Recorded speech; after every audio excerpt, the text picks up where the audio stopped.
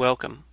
I'm Sebastian Mahfood, and you're listening to WCAT Radio, the on-air wing of En Route Books and Media, bringing you the dulcet sounds of Catholic wisdom. Hi, I'm Kevin Vost with a new gift-giving idea. Are you trying to convince someone that God really does exist and that God really does care about them? Do you wish you could just hand someone a book that would prove God really does love them and that he really wants to be their friend? Well, there's a book out now that does just that. To find it, Google this title, Tony's 50,000 Co-incidence Miracles. You'll find it instantly. Just Google Tony's 50,000 Co-incidence Miracles. That's Tony's 50,000 Co-incidence Miracles.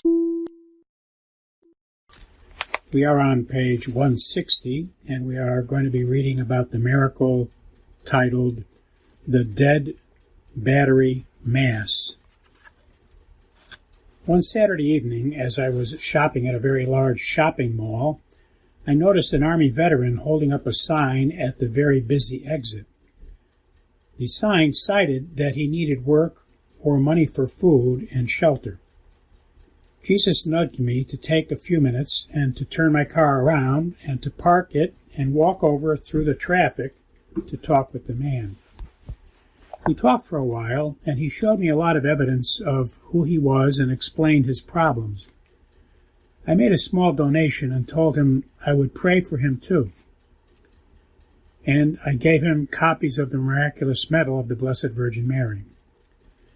Then I went to my car, and it would not start. I prayed, thinking how this is going to mess up my Saturday night and my Sunday plans because my car mechanic does not work on weekends. I prayed again and turned the key again, and the car started right up. But it sputtered and skipped on the way home. So I canceled my plans for Saturday night, thinking that it wasn't a good idea to take the car out if it was malfunctioning. On Sunday morning, it was snowing pretty heavily, and I figured that I would not be able to get to church for Mass in the snow, so that solved my concerns about trying to get a ride to church or trying to take my disabled car to church.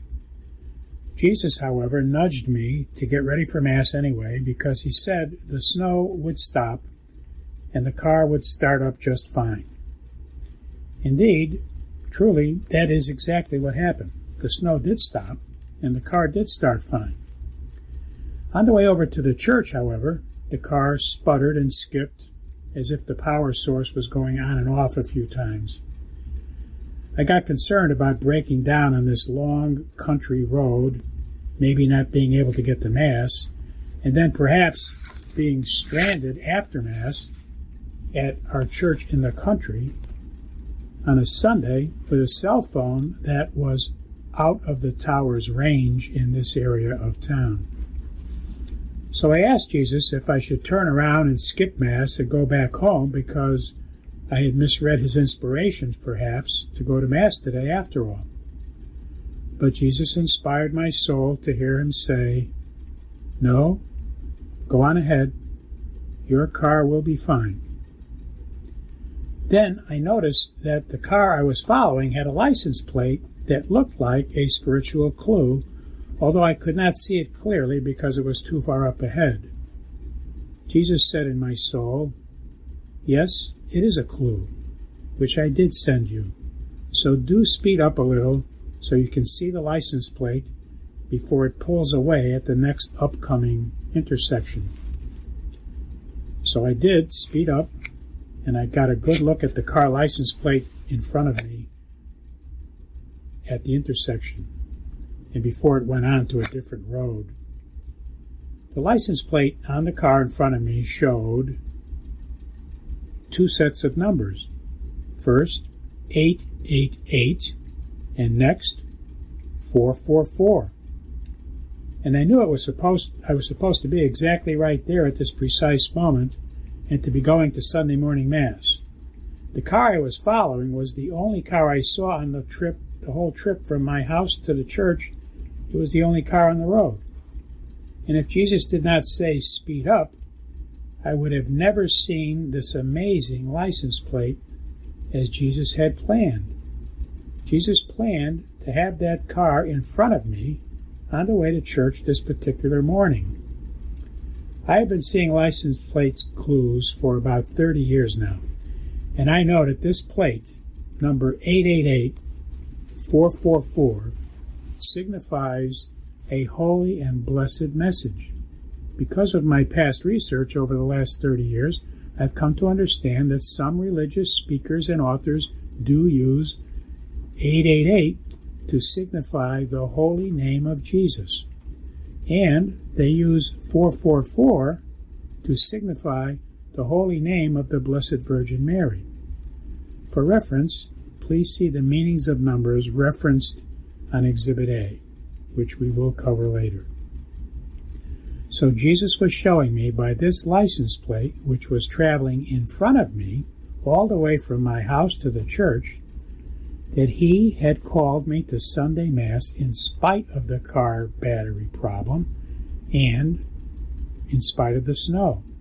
And now he was showing me, by miraculously having that car arrive in front of me and leading me to church, exactly as it had done, that he and the Blessed Virgin Mary were watching over me and wanted me to be on this trip to church. After Mass, the car started up just fine, and the car started up again on the next morning so that I could drive it over to the car repair shop on Monday morning. However, when I got to the mechanic and he went outside to bring the car into his garage to work on it, the car would not start. So God had gotten me to Mass, showed me a wonderful license plate that clearly meant, if you understand numbers, Jesus and the Blessed Virgin Mary were leading me. And when I got to the mechanic, the car totally quit and would not start. It turned out that it was not a battery problem after all, but a loose, worn-out wire which was wiggling and losing power when it wiggled, if it wiggled at the wrong moment.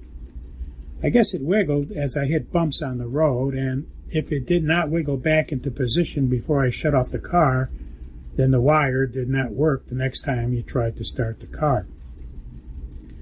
I believe that the car started up after the meeting with the veteran on Saturday and started up again to get me to Mass on Sunday, and started up even again on Monday to get me to the repair shop, all because I had done God's will in spending time with that veteran on Saturday night. We naturally do not deserve all these wonderful miracle clues. How can we deserve anything when God has already given us everything we are and all the things we have? Even a tree or a bird cannot be worthy of anything, which they are either. It is only and exactly only God's infinite love that allows us to be recipients of God's continual love. Nobody is, nor can anyone ever become, worthy of God's love. God's love is unconditional. He loves us, and He made us. And now He loves us after He made us. Sometimes when I feel very unworthy of being God's friend, Jesus smiles in my heart and explains to me that nobody and nothing can ever possibly be worthy of God. So, being sure you are not worthy is a good sign. Anyone who thinks they are worthy of God's love is sadly mistaken. God's love is an unconditional love. We can't earn that love. All we can do is control our behavior so that we do not offend and sadden our wonderful, great God. We are on page 165. We are going to be reading the Divine Mercy Sunday Vacation Miracle. My beloved wife Julie and I went to a Christian seminar in New Hampshire in April of 2005. We felt badly because we had hoped to be back at home in time to participate in the Divine Mercy services at our parish. but we were not going to make it in time for the afternoon of April 3rd. However, as we were driving home, we passed by a very nice little country church and decided to stop in for a brief visit. After we walked inside, we learned that at 3 p.m. on that very day, that this little church was going to be celebrating Divine Mercy Sunday right there in New Hampshire. So we decided to linger in that town and wait until 3 p.m. so we could attend the service. We took this coincidence as a miracle from God, who was showing us that we could attend the Divine Mercy service on vacation after all. We were not missing out because he put this little church there right in front of our pathway home. This coincidence miracle turned out to be the most wonderful part of our vacation trip, as you will see below.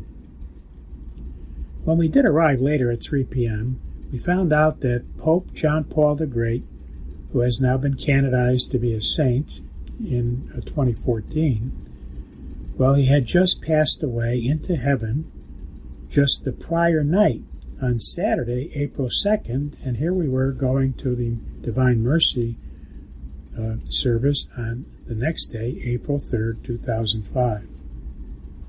Then we found out that Ivan, the visionary from Medjugorje, was also visiting this church on this same day, and that he was going to give a lecture, and also he was going to receive an inspired message from the Blessed Virgin Mary as well after the 3 p.m. service before we left for that day. He knew when the Blessed Virgin Mary was going to be giving him a message because he's been receiving messages since 1981. When Ivan told everyone about the vision he had from the Blessed Virgin Mary on this Sunday after 3 o'clock, he added that he saw Pope John Paul II entering into heaven, and that he heard the Blessed Virgin Mary say that Pope John Paul II was with her today in paradise. What a spectacular event this was. It was especially meaningful to Julie, my wife, and I that we were able to witness this event together because we did not know about Ivan's plans to be there at that time. And my wife did get to meet Ivan when she went to Medjugorje to visit, where the Blessed Virgin Mary has been appearing to Ivan and 3 other visionaries monthly now since 1981. What a great gift it was that we got to actually experience Ivan's vision on Divine Mercy Sunday. Adding to our amazement was the fact that Pope John Paul had just passed away on the prior evening, and it was mainly through his efforts, through John Paul's efforts, that Divine Mercy Sunday was established and made official in the year 2001. The Church's formal calendar now has this down as a Divine Mercy Sunday. It is now formally a part of our Catholic calendar and to be celebrated every year on the Sunday immediately following Easter Sunday every year. And here we were in New Hampshire celebrating it as Pope John Paul II, the founder of this holiday, the Pope who got this holiday put on the calendar. He was seen entering into his heavenly reward at the start of this exact Divine Mercy Sunday day because he passed away late in the night before this day began. The powers and graces from God on this holy day were evident in the vision and heavenly messages which Ivan had gotten from the Blessed Virgin Mary on that afternoon.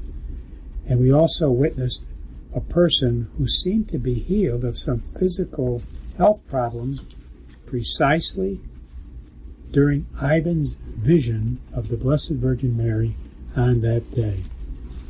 How wonderful for Jesus to get us to notice that this 3 p.m. service was going to be held so that we could linger there and participate in this wonderful holy day experience. It was a wonderful opportunity to be forgiven of the entire temporal punishments still due to us, as Jesus has promised through both St. Faustina and St. Pope John Paul II, to all who do attend and participate in this Divine Mercy Sunday each year.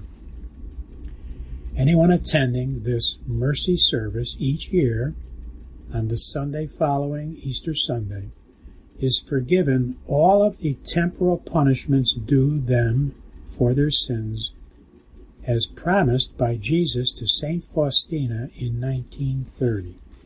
You can find out more about this Divine Mercy Sunday by just asking a local Catholic priest. It's a wonderful feast, and priests know all about it. We are on page 168. We hope you enjoyed the program and will join us back for another show on WCAT.